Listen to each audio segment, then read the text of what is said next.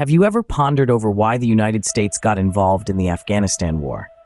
It all started back in 2001. The September 11 attacks marked a pivotal moment, prompting the U.S. to respond. The Afghanistan war then unfolded in three distinct phases.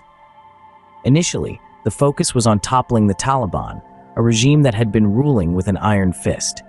Following their fall, the U.S. and its allies shifted their efforts towards rebuilding Afghan institutions, aiming to restore stability in a nation torn by conflict. The final phase involved implementing counterinsurgency tactics to quell any remaining threats.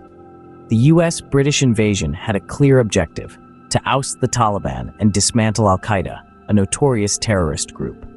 Yet, despite the fall of the Taliban regime and the establishment of a transitional government, the war was far from over. The initial victory was swift, but was there a missed opportunity for peace? When the dust of battle settled and the Taliban regime fell, an offer for surrender was extended. A chance for reconciliation, perhaps, a path to peace. But the US government, unyielding in their resolve for total victory, rejected this olive branch.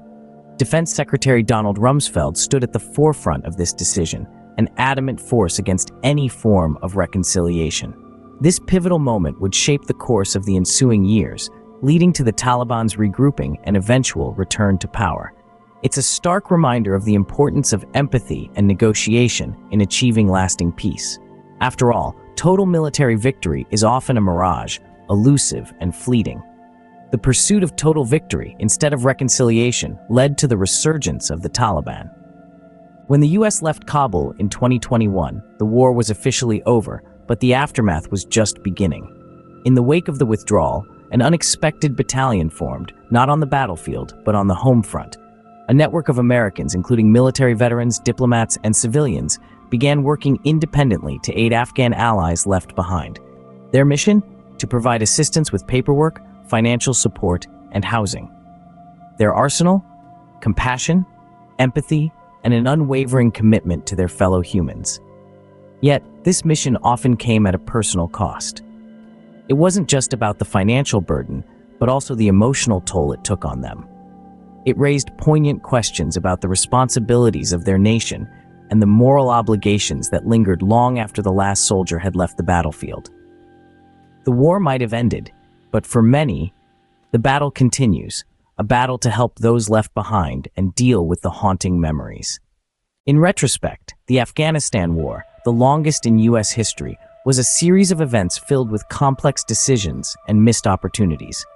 It began in response to the tragic September 11th attacks, with an aim to topple the Taliban and rebuild Afghan institutions. Yet, in the pursuit of total victory, potential moments of reconciliation were overlooked. The aftermath of the US withdrawal left a poignant echo, with individuals stepping in to support those left behind.